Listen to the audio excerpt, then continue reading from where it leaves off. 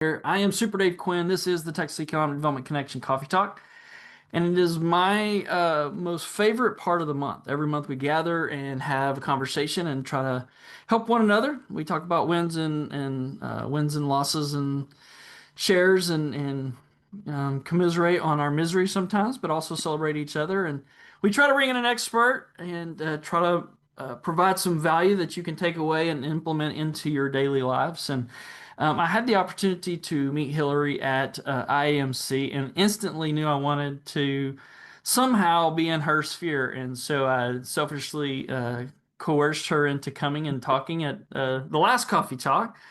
But I was on scheduled wise, I was in an airport and, forgot to hit the record button, had this most awesome experience, great questions. It was fantastic. And then, I ran to the airport, ran through the airport to get on the plane and realized we didn't record.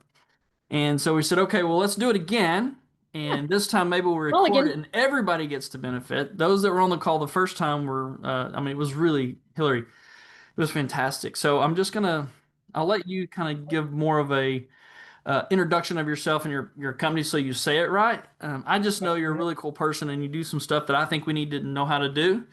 And so, Hillary, it's articulate. That's one thing. Did I Yeah, say that there you right? go. Yeah, Yeah, articulate, that's really much better than clear. the first one. Like the first time, I don't think I ever got it out. So, That's good. all right. So, Hilary Blaire with Articulate, will you please introduce yourself? Kind of tell people what it is you do, and then let's dive into maybe a conversation and see where we go.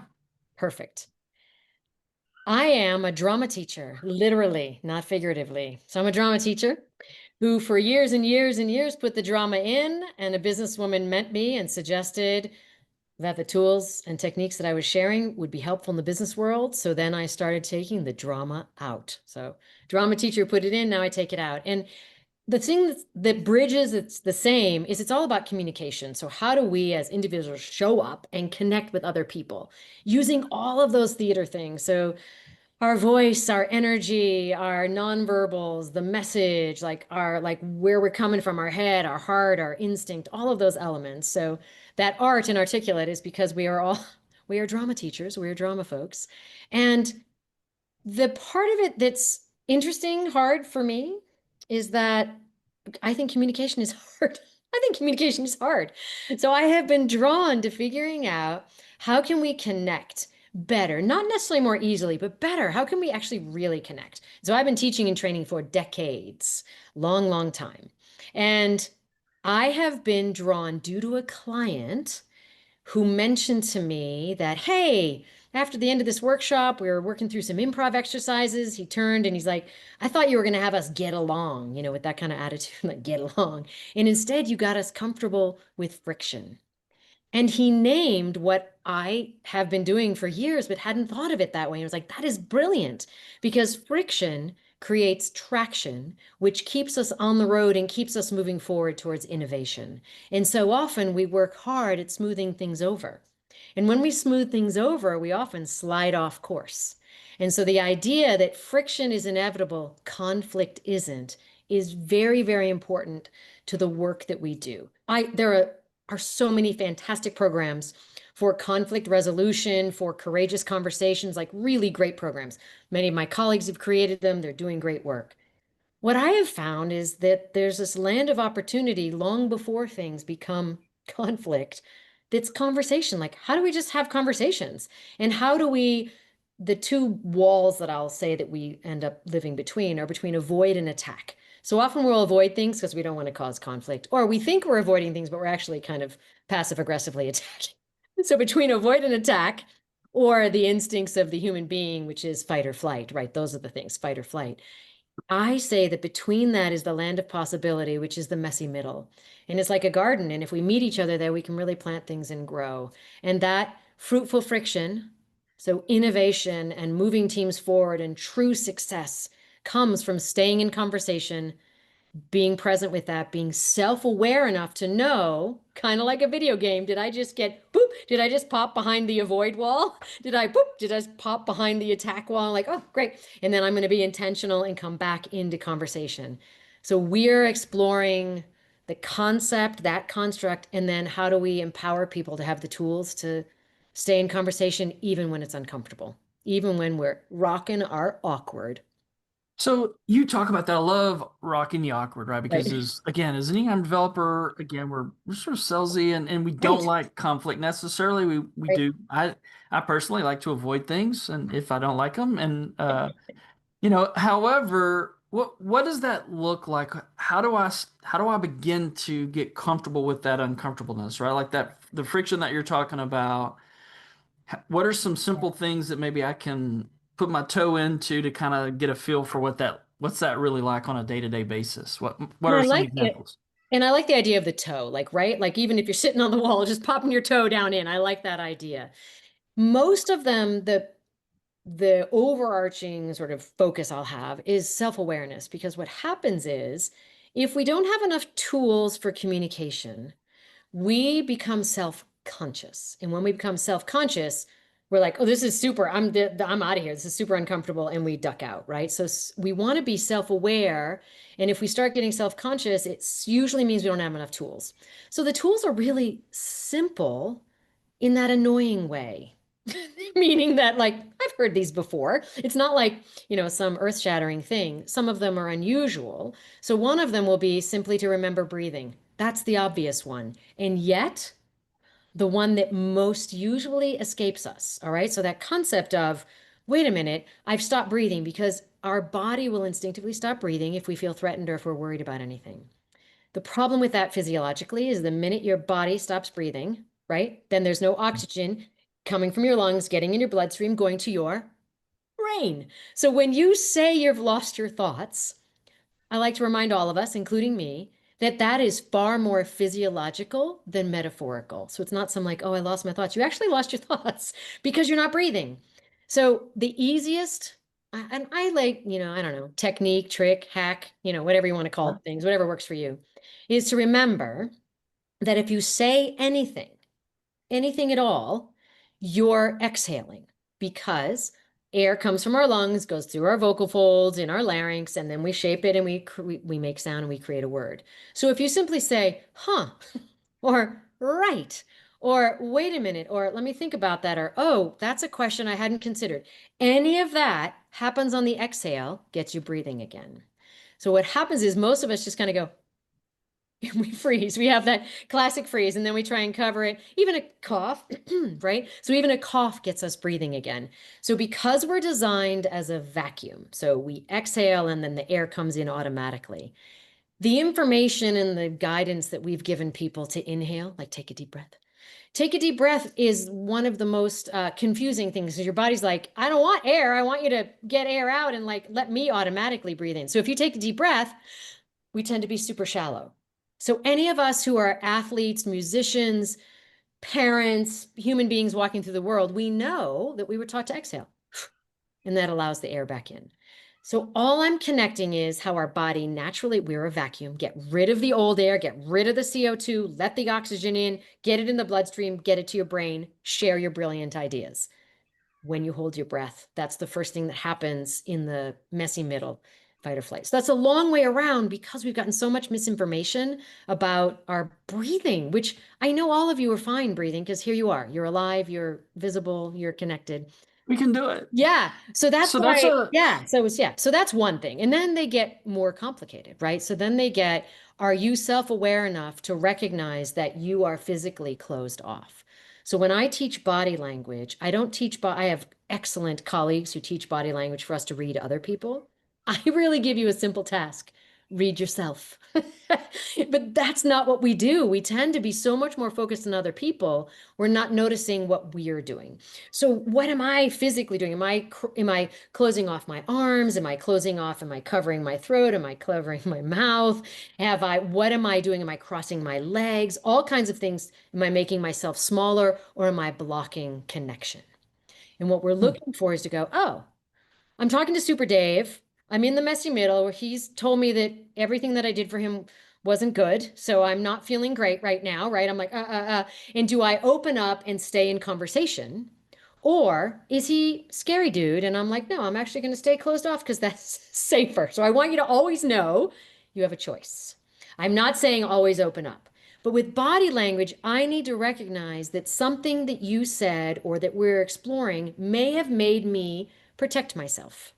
And if that energy, then I'm not open to you. I'm not connecting to you. I'm not open. Sure, tell me what I did wrong. If I close myself off, sure. Tell me what you didn't like, Dave. You can fight Right? them off. Yeah, yeah. You're like, tell me what it is. I'm obviously like everything's I feel like I'm in a sci-fi movie and everything poop, poop, poop off me, right? Right.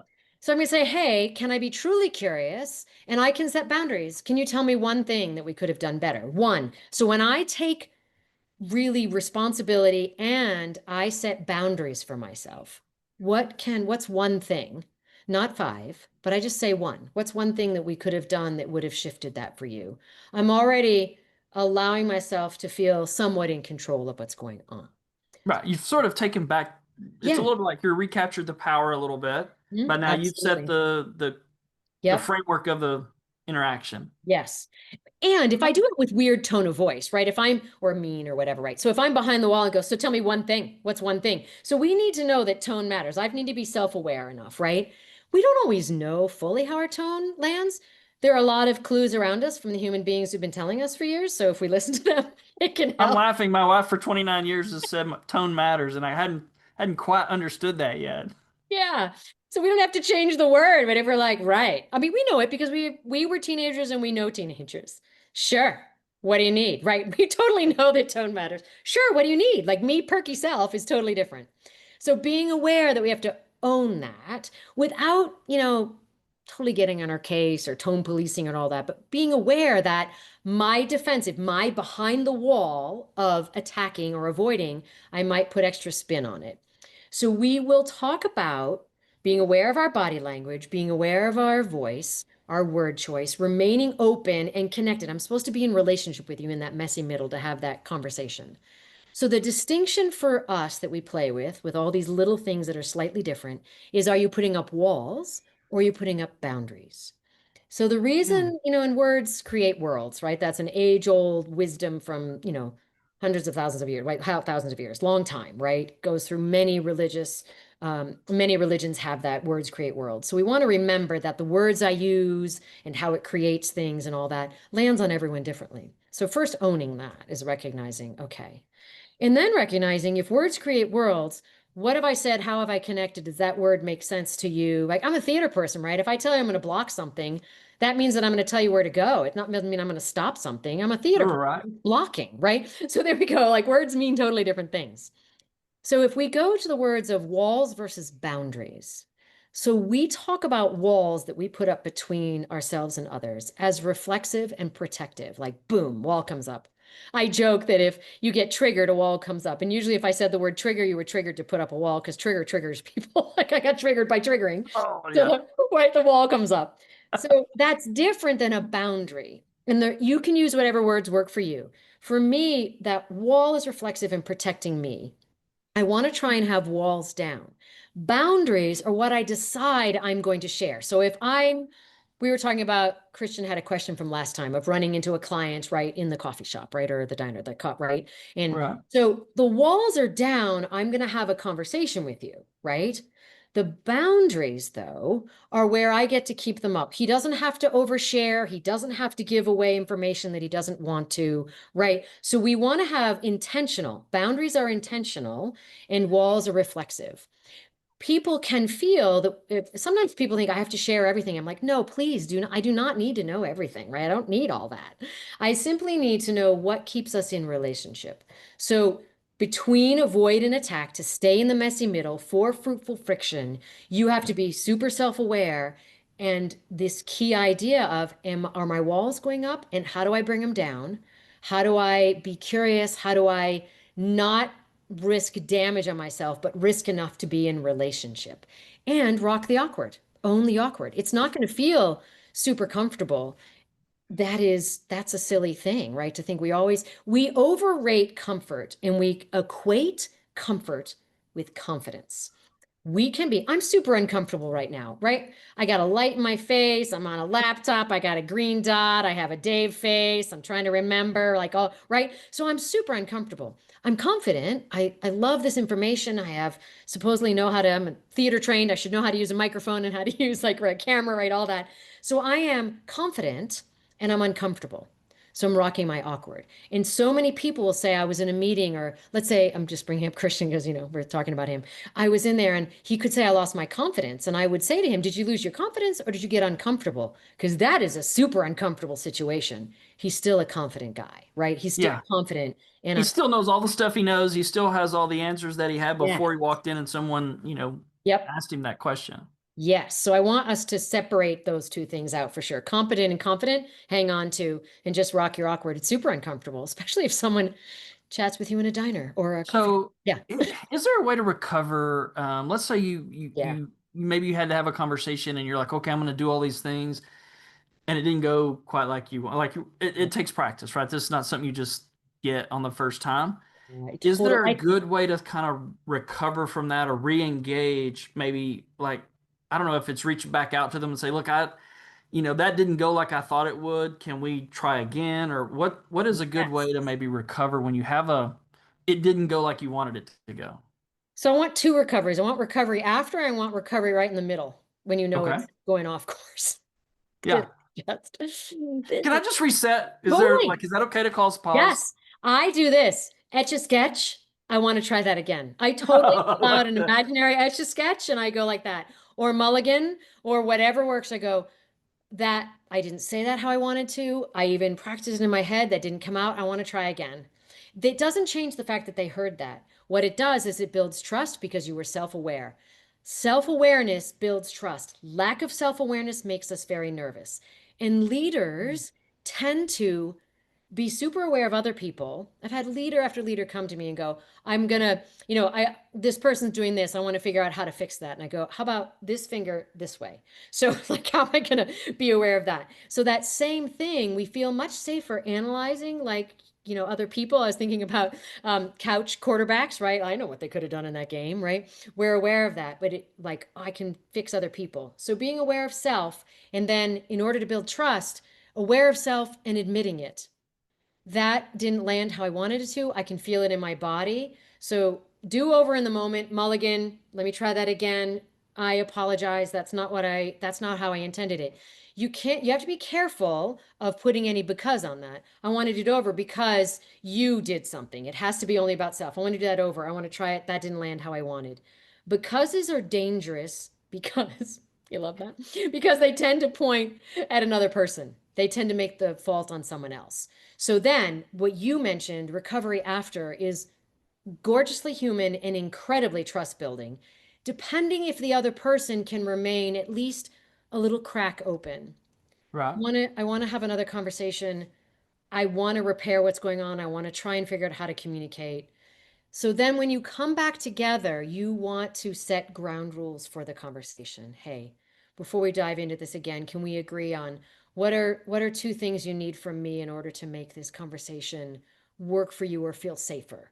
We don't say safe because you can't make anything safe. You can only make it safer, right? Right. So that ER is important. So you can say, hey, what are two things? And if safer feels too woo-woo, I'm a drama teacher, remember that. So if that feels too woo-woo, go, what are two things that would make this conversation work better? So what you're doing is you're inviting them to help you create the ground rules since we screwed up the ground rules last time. All right. I love That that. can help.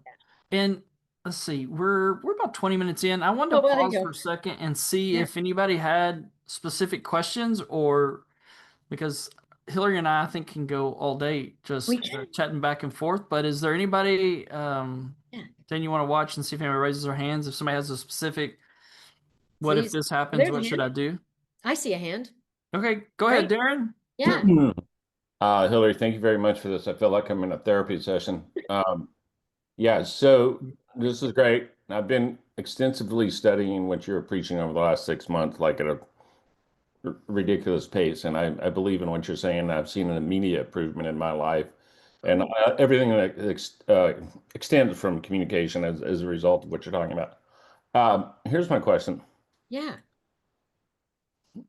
As a business owner and self-employed, I often find myself in situations people are asking for consultation or you're in a consultative selling approach. And frequently I get this comment, you can be direct with me, you can be blunt with me. People will say those things to me. And then tell me about how my website are doing, how am I doing here? Then I tell them, and 98% of the time, they don't like what I say. And I've learned that the difficult way. Yes. Yep. How do I pivot from that? Oh, you can be straight with me, what everybody wants to hear is, you're doing all these things wonderful. If you just change this one little thing, you're not going Totally. to be perfect. Yes. Usually when they get to me, it's never that one little thing. It's a whole lot of little things. So what is the appropriate way to slide into that conversation? Um, I love that.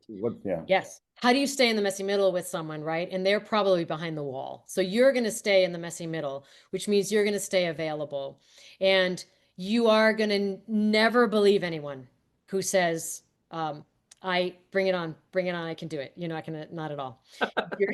No. So that, because human beings, they say that all the time. And so you want to be aware of what they really want, right? Is information that will help them move things forward. Right. It is not a problem to say, hey, I have different levels of feedback and I have different orders of things. So one is I can give you kind of surface things. I can give you next level down. This is what I say. And I do it like spices, like light spice, medium spice, heavy spice. What do you want? What's good? And you can change your spice at any point. You can return the dish. So you can say that, right? And the other thing you can say is, I want to know what would be best to start with. I have seen things that are working and I have things that I want to adjust.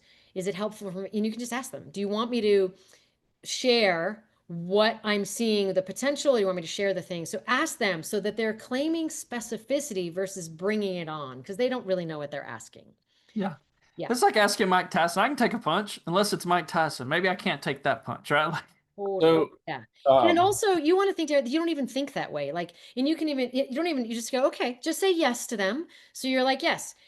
The thing about feedback is you want to think of it as feed forward. What are the things that are working and what can you change to make it better, more efficient, that kind of thing, instead of sharing what's not working. What's not working informs you. It doesn't inform them, because what's not working is what you're an expert in. It's not working, so this is happening.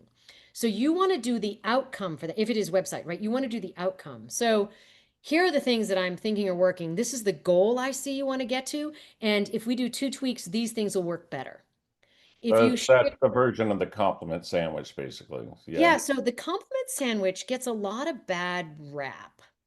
And I want to be careful about it. Human beings need to know what's working. Like, we don't want to just know. And people say, I don't need the compliment sandwich. The problem with the compliment sandwich is if it's like so much fluffy bun, like, this is amazing. Your website is freaking brilliant. It's beautiful. Everything's working great. This sucks. And everything is really great. And then that, like, right. So the meat in the middle is so out of alignment. But if it's truth, they're like, I can see what's working. This part is working great. I see where you want to go. This is the part that I think can be improved, which is different than saying it's not working, right? This is what can really shift. If they want to drop in deeper, we can do that. Generally speaking, most of us, if I were to talk about, are you open to some feedback about your window right now as an example? Are you cool with that? Like your window here? So like if I say to you, Darren, like, hey, so with being on Zoom, it helps if you take up like a third of the space, right?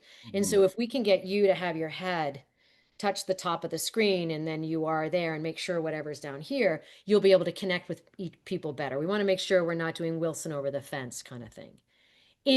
I'm telling you what could work better for what's going on, right? Versus saying, dude, I can't see you. Your head's like over in the corner.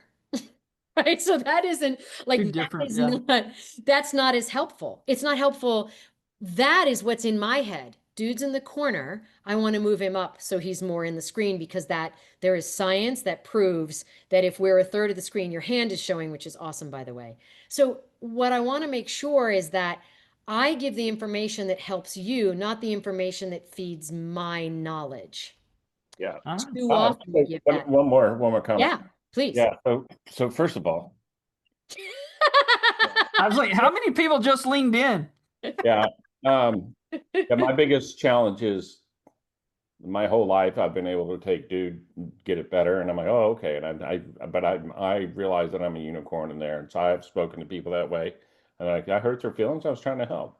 Anyways, Yeah. And then if that happens, you just go, cool, that wasn't my intention. And you can't argue intention. So you have to go, God, it wasn't my intention. Let me adjust that so it lands better. All right. So remember, you can't argue intention, especially with family members. yeah, amen, sister. So you said you're not an expert in body language, or you are? I'm an expert from the side of helping us be aware of it ourselves, different than I'm not an expert who trains you to read other people. So am I allowed to say who is an expert on this that you can Oh, find? yeah. Oh my gosh, yes. The woman in Austin, she's quasi famous. Her name is Vanessa Van Edwards. Oh yeah, she's great. I love her book. She's great. Yeah, Vanessa Van Edwards. So you can find her on Instagram and TikTok Yep. and stuff. Yeah, and she's very much on Zoom, sit like this, the power pose, you're open and receiving and all those things. Giving the information. Yeah. Yeah, body language, just even sort of like how to people's eyes open up from here, their mouth, whatever. But Vanessa Van Edwards, so just as a tip. Sweet. Thanks for that, Darren. Yep. Do we have? I'll take a couple of more. I'll Yeah. take a second here. Does anybody else have an example they might want to use? Yeah. You can watch for it. A snap. If not, I'll tell a quick story and then I'll set up another thing. So, I present for a living, right? That's what I do. This happened just 2 weeks ago. I was up in Anna doing a presentation for realtors. Super simple, no pressures. I was residential realtors. I stumbled over my name and who I worked for. And like, it's my company and my name. And like, I stumbled around. I was like, hey, okay. I was the Etch-a-Sketch at that moment. And they thought that was the funniest thing because it wasn't like I messed up on the information. I'm like, I promise I know who I am and I know who I work for. So it happens. It just, Totally happens. don't worry about it And when you know it what does. was happening was you were your tongue was on automatic pilot and you were pulling other thoughts in. So that's why it disrupted it. Oh, So it that's was, yeah, I call was it probably 3 broadcaster slides syndrome. ahead. Totally. Broadcaster syndrome is like there's someone talking in their ear and they're Yeah. trying to still connect with people. And that's why they go into this mode. Your version of going into the broadcaster mode was simply like a slight crash and burn. That's all. System reset. I love it. That's Hey, beautiful. So you built trust immediately because you were self-aware enough to go. Oh, they all thought it was hilarious, and it did. It felt like I was not an expert at all. So anyway, one thing I think that sometimes I know I struggle with still is going before city council. Okay. Even though I know stuff, there's this little like and I do try to do some of the tricks that you're talking about. And I'm kind of self-aware of Yeah. I'm feeling that way. But I don't know if you have tips maybe prior to going into that situation where it might be, I've learned Yeah. there are a lot of us economic developers who are terrified to speak at the council level. We're fine at our board level, but council is like kind of next, and it's really uncomfortable. Are there some tips maybe to kind of prepare as you're going into a situation where, you may have this uncomfortable, awkward sort of feeling? Super awkward. And often they're set up super awkward. Yeah, it's like you're on a diet, they have a dais, and you're like, you're on trial, so to speak. And there are people behind you too, right? So usually, generally, it's weird. There's those people in front of you and then it's super uncomfortable. So if we can rock that as super uncomfortable and know that, the thing that connects to the folks up there is if you can keep your walls down, your boundaries up. So the way to be thinking about that is what do I actually need to share with these folks and so if you're objective, so pre going in, you're thinking, what's my objective? What do I want to connect with? What do I want to have happen in this relationship? And why I think that matters is that often we go in thinking only about ourselves and I'm going to monologue. And the minute you are lost in a monologue, you've lost the relationship. So you have to make sure, even at city council, you're prepping, you're going in to have a conversation in what's my objective? What do I want to get out of this? And it has to include them. I find most of the people I coach going into city council, they have a monologue. They're ready just to go gurge, like blah, blah, blah, gurge on people, right? Right. That Okay. sense. That's really helpful. I don't know if I was just gonna say, I don't know if anybody else has tried this yet, but it's I've done it and it's sort of kind of cool. But I've used ChatGPT to say, okay, here's what I'm trying to present to this council. Yeah. help me with 5 questions they may ask me. I love it. Perfect. And it then I feel a little, at least maybe I'm a little more prepared because Yeah. inevitably they'll ask a question that I'm like, I wasn't even thinking, and how did you even get to that question? Yeah. So anyway, that's a trick that I've also I used. love that. So also, Dave, which would be great is to also, I'm going to ask me that question, and I want you to know I got thrown. So ask me, like, you can just label it as, here's the crazy question you didn't expect was coming your way. Here we go. So say that to me. So you want me to ask you a crazy question? Yeah, and then I want to give a technique for answering that in the moment, staying present. Okay. So Hilary, how would you answer if I was being verbally attacked by someone who really hated something that I led the charge on of, the industrial park that I built, and they're really upset because they're the residents that live, a couple blocks away. So great. I want to make sure I have all the pieces. That's coming from a different angle than I expected, and I'm just processing it right now. So give me one moment. So the idea of saying what's happening, you have to be transparent about what's happening. A lot of people either freeze or they start talking before they're ready to talk. And you I just got want to fill the space. yeah, and you want to fill the space knowing you're filling the space. Give me a moment. Because if I say give me a moment, my brain is totally cranking in the background. Give me a moment. I wasn't anticipating that question. I have the answer. Give me a moment. And then while that's happening, you grab it and then you're ready to go. So speaking that you need a moment gives you the moment to answer the question. Okay. Doesn't Transparent. Like, oh yeah, doesn't that's yeah. So there you go. Yeah. doesn't Was there a that create question? a Yeah. potential that it could be inauthentic, or you didn't know that it was an answer you should have known, or something like that? Like, give me a moment. I wasn't expecting that, and then it's like you Yeah. form a political Yeah. response rather than. So you could also say, I So wasn't expecting, I want to make sure I want to respond clearly and succinctly. Let me gather those thoughts. You can, anything like that is absolutely true. And for certain people, especially my internal processors, my external processors are like, they just start processing out loud and then they get to the answer, right? And they don't remember what they first said. And the internal processors only heard the first thing they said. But our internal processors need to grab that time. I want to make sure, and we want to be careful saying great question, right? Because that sounds so cliche. So important question, even, that kind of thing, important question. I want to make sure I'm can answering you clearly. Yeah. could you ask them to, Yeah. one thing I've done Yeah. is I want to understand their question. You're asking me if, and then you basically repeat their question back, but that gives me that time to like try to Yeah. answer it as I'm catching up. Is that That totally. So here, I want to be sure I'm hearing your question. The thing is, you have to make sure you don't go slick. I obviously am not a fan of smooth and slick, right? So you have to make you want sure. to go into car salesman mode? Yeah, I know. You want that real truth of like, hey, I want to make sure I'm getting that can't be a cover that then you disappear on. You have to be truthful. I want to make sure I have the question right, right? I want to make this is what I heard. Now, with my sales guys, I believe the reason slick came with salespeople is because many salespeople have been told they're too much, too big, too pushy, too whatever the things are. And a lot of them have squished themselves to be more acceptable. And what happens is when they did that, they've lost usually connection to their heart or their instinct. And they kind of then become just kind of this slick thing that's sliding around like this. I have so many salespeople that I've worked with, and all I did was reconnect them to their powerful heart or their powerful gut, and the slickness went away, and they're just a lot. I go, yeah, you're a lot. You're not too much. You're a lot. Bring that heart back. That's who you are. And they stop being that slick kind of thing, and they are Gotcha. just full round. That's I'm defending the salespeople. It connects Good. I also. like it. I'm going to mention arms crossing. So Okay. I believe that my internal processors tend to cross their arms first when they start thinking about something. So they go here, Okay. think about something, and then they come back. And all I ask them to do is to open back up. Because if they answer with their arms crossed, they're being closed off for themselves. It can land on others as closed off. So the self-awareness piece is you ask me a question that's tough, I might close off for a moment, and then I just open up again to answer it again. Yeah, so you kind of go behind the wall, get your answer, and then you come back out, and you're not lobbing it back over the wall.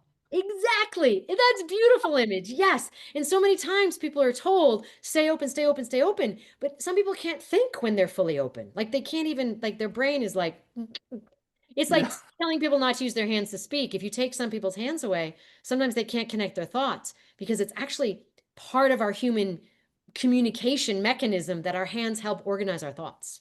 Okay. So if you take them away, we're like, yeah. Yeah. All right, guys. All right. Anybody else has the answer? Anybody? Oh, I've- All right, Darren. All right. yeah. Okay, and if you can answer this question for me, I will send you a check right now. Oh, That's pressure. kind of like what Christian said. I've been self-employed for 15 years, and I get it. I get the he's intense feedback Mhm. every week, which quite frankly angers me because I get asked a lot of direct questions and I ask direct questions back. Yeah. In my world, in marketing, I work with economic developers, tourism people, city chamber, this kind of stuff. Yeah. I've had one job for 30 years. Oftentimes, not from arrogance, just from experience, when I meet somebody new and we're talking about the profession of marketing, not only do I know more than them, I know a significant amount more than them. And so they'll start, usually the way the conversation starts is they're grilling me to find out what my knowledge level is. Is this guy smart enough to do things? There's always a moment 15 to 20 minutes in where I can see they start to shut down. They ask me a very technical question and I'll start answering in technical answers. And I try to be very self-aware, communicate in layman's term, metaphors, things like this.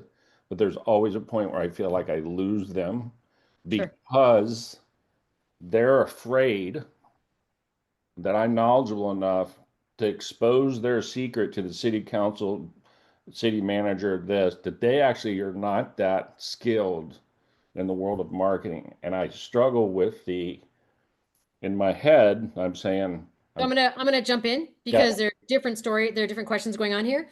You had me up until you told me because.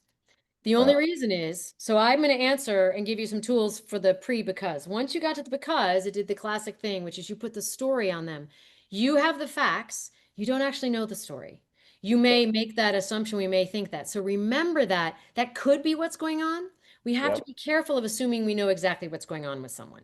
And there might be other things happening. And the what I often tell people is the better we are at reading people, the more dangerous we are. Because if we're good at reading people, we assume we're perfect at reading people. And so what happens is we don't leave the margin of error where we don't actually know people. So if you're like 98% of the time you're awesome at reading people and all good, it's the 2% where you might be wrong that we might have error. So you can say to me, I think this might be going on. And that may be going on, but I want to be careful that we don't know that that's what's happening with them for sure in this. But you have great info. I have a bunch of stuff for the beginning part, especially when we have SMEs, subject matter experts, people who are experts, what they're sharing. They come with a lot of intel. One of them is that if the person on the other side were not an adult, if they were a child, you would treat them very differently with respect and with openness that they may not know it. So there's an energy of remembering that if we see that other person as merely someone who is younger, who just hasn't had that experience, even if they're puffing, even if they're puffing and it's not being condescending, it's just going, oh, that's where they are. I do know more. I have had more experience. This is still their job. So I want us to remember how we see people. Now, I'm going to suggest, because you hang out in the monotone, right? That monotone, behind that monotone is a lot of energy and ideas and your brain is cranking. The monotone is a little bit, possibly, of a wall between me and what's connecting because monotone doesn't take as much breath, and breath is who we are in connecting. So the more music we use in our voice, the more prosody is the fancy word for it, the more music and color we use in our voice, the more available we are to be in relationship. Monotone shuts that down. It also makes it harder to read. So the less you have that prosody in your voice, I'm having to really listen to the words and decide what story is attached. So similar back to Dave, Super Dave, when we talked about tone of voice matters, it sends message. So monotone is leaving out a lot of information that would help me connect. So monotone is one, and allowing for more variation in voice will help them feel more comfortable with what you're talking about. So that's one, and there are ways to practice that. The other is that you need to flip the bang, which is what I did was I put it out here. This is what here and the key thing. So this is a major tool. There's a lot more to it. We do a whole teaching on it. So flip the bang means that you put the key thing first. So many people build to the key moment. That's not how people hear things and need to learn them. They need to know what your key answer is, and then you need to fill in the information in the order of their curiosity, not in the order that you know is better for them. Okay, Right. so Oh, that's so good. that Like, is super important. so if in a presentation or to Thank you. something to counsel, that might look like, here's the answer, Yep. but then I'm going to sort of backfill how I got there, not Yep. based on some logical order, but based on, I know this person likes the finance number and this person, and what's the best stack to get to how I got to that answer. Yes. So many Oh people man, would that's like to hard. share the information. I've been a drama teacher, and I was coaching any of you. What I would want to do is bring you in and lay you down on the floor and get you breathing first. So not helpful. You're like, why am I laying on the floor? Right? So I have learned to go the other direction. We start with the key thing. So you will start with a finding and then back into it. So Okay. Prince the musician, we're going to quote him, not directly, but close to his quote. Give them what they want and a little of what you know they need. All right. Wow. So we are always going the other way. And the last piece of that, so the flip, the bang, the monotone, and then the connection, and then that teacher kid, like being that teacher, understanding that a child, we would have a lot more patience with them not knowing. And these are all about staying in the messy middle in order to, there'll be friction, right? There will be. Friction is not conflict. Friction is just traction to get things moving.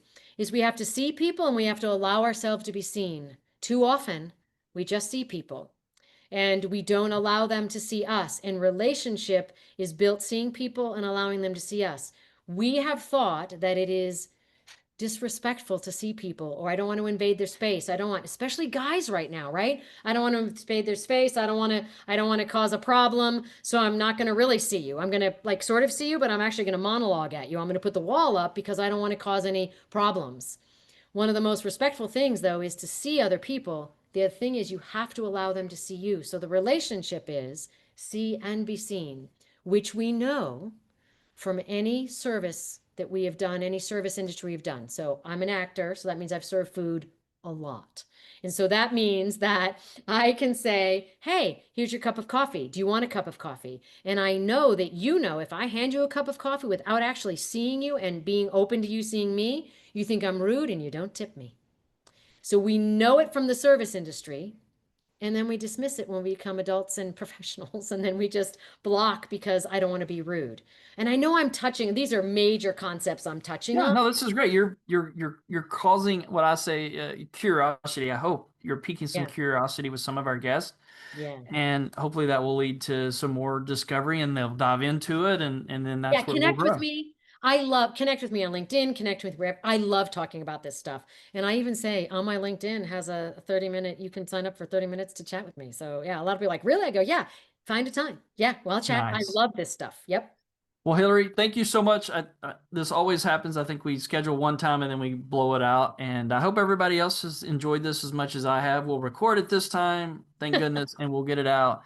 I just want to say thank you. I really do appreciate the work you're doing, and I love that you've turned your drama and love all of that into this profession. It gives me hope that a son who has a degree in acting will someday have Money. we'll either make it big or we'll do something with the education we paid for, so Yeah. which I think you will. It'll be You awesome. will. It's good Yeah, it skills is about gonna be human good. interaction. Yep. Especially as AI becomes more prominent, these skills are more important for the parts where we are actually interacting. I love it. It's the person, right? All right, well, Hilary, thank you so much, guys. Thanks Thank for joining you. us. We really appreciate you being part of the Texas Economic Development Connection.